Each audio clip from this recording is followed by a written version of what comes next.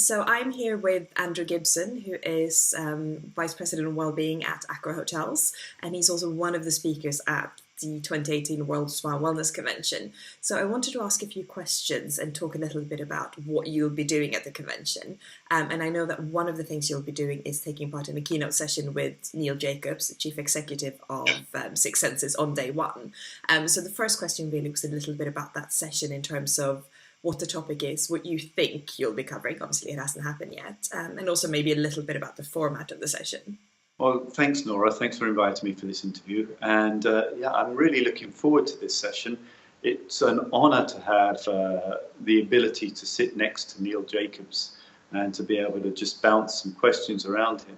I think the format that we're going to choose for this particular interview is a very unscripted format where we get into a conversation. And the topic of the conversation is how to make wellness work, how to make it affordable and work in hospitality. And I think from that perspective, you couldn't get two more different approaches, and yet two approaches very relevant to hospitality. Neil with the Six Senses portfolio, where they really are embracing wellness in everything that they do and trying to translate that into a good experience at a hotel, but built around wellness. And to learn their secrets and to see how they're doing it, what's successful and what's not, is very valuable for anybody listening to that. From my perspective, of course, I'm trying to do the same kind of thing, but in a portfolio that's very diverse. And of course, wellness is being kind of the topic in hospitality at the moment.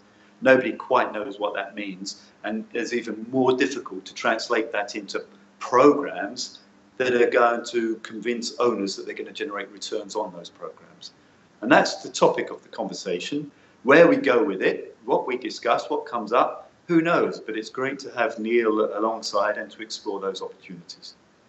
And what are you hoping that delegates will take away from the session? Where I think the audience gain is, it's very rare that you're going to get two people of our caliber, quite frankly, being able to have a conversation to each other and listening in on that conversation.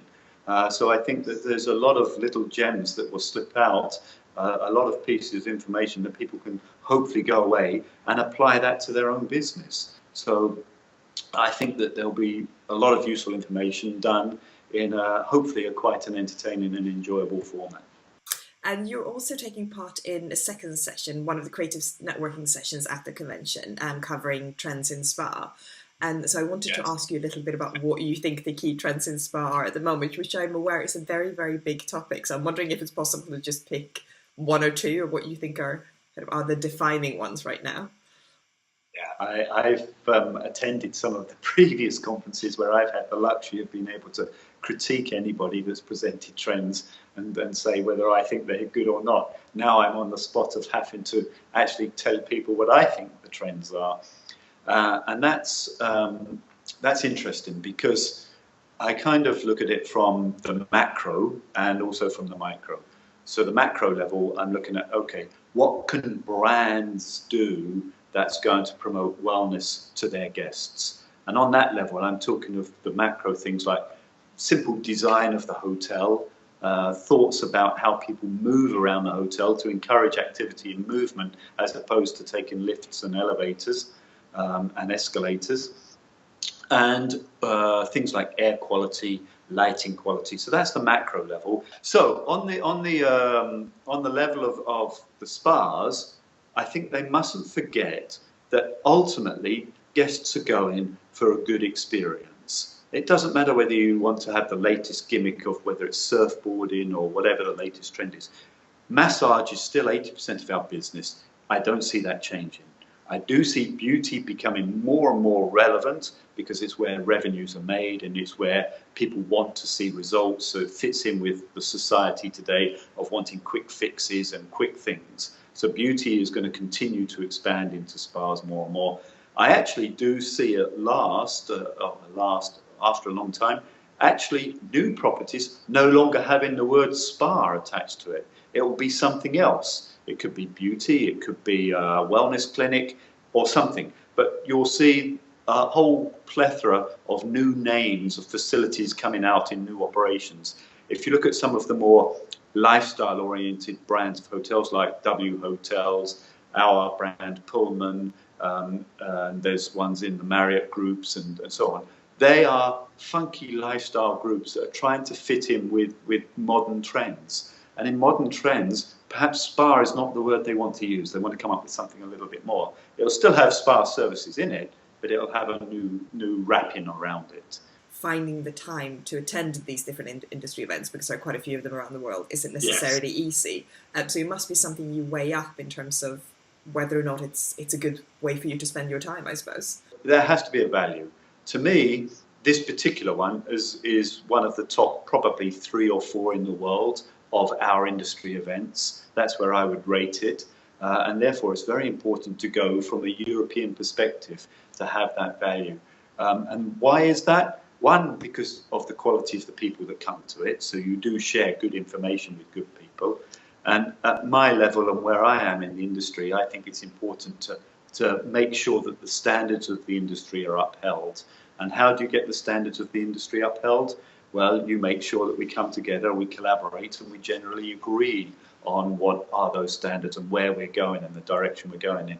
So I want to share, I want to make sure, I want to keep the industry sustained at a quality level, and I like to see new people coming through and to be able to give opportunities to keep this industry going. One of the other things I do unashamedly do when I'm at these conferences is I'm looking at people and could that kind of person join our organisation? Is they the kind of people that we want? And so it's an opportunity there. And finally, at this show, and I've always said it publicly to you before and to anybody, is I really welcome students and young people coming up and having the courage to talk to me. I can remember what it was like when I was their age and going to these conferences and trying to figure out who were the people that I should talk to or get to know in order to be able to understand the industry better. So I do try to make a little bit of time. If they come up to me and talk to me, I don't try and brush them off. I do think this particular show is one of the best. It's well organised. It's large, it attracts everybody from Europe. You've got the international experience coming from America and from Asia coming into it, so you get a different feel of it. And it's important to sustain that and support organisations like yourself that are prepared to make that commitment to the industry and to gather the right people. This event, I think, has always got something dynamic, something interesting happening that makes me say, no, this is an event I want to come to each year. But if you're a single operator, for example, or someone who's working for themselves or independent, it can also be, it's a time commitment, but it's also a financial commitment. So again, do you still think it's important to try to take the time and spend the money if you can? I do. I think if you're a small day spa operator in a sort of a second or third city in the UK, for example, and where you are got very fine profit margins, and then you're saying, okay, do I travel to London? Do I spend the money on attending the convention and going into the show? I do think you get value for it. First of all, there's a big exhibition centre. And even if you just find one supplier that's going to help you, you're already potentially looking at recovering your money. But on top of that, to attend the convention and to meet the likes of Neil Jacobs, I think you've got Mia coming from America, you've got some really good lineup of speakers. To have an opportunity to be able to talk to those people, even if there's just one little gem that you pick out of it, it can make all the difference to your company. Well, thank you very much for your time. I think that rounds up the questions that I had for this time. I think this has given a good idea in terms of both in terms of what you'll be covering in the sessions that you're taking part in, but also in terms of why people should attend.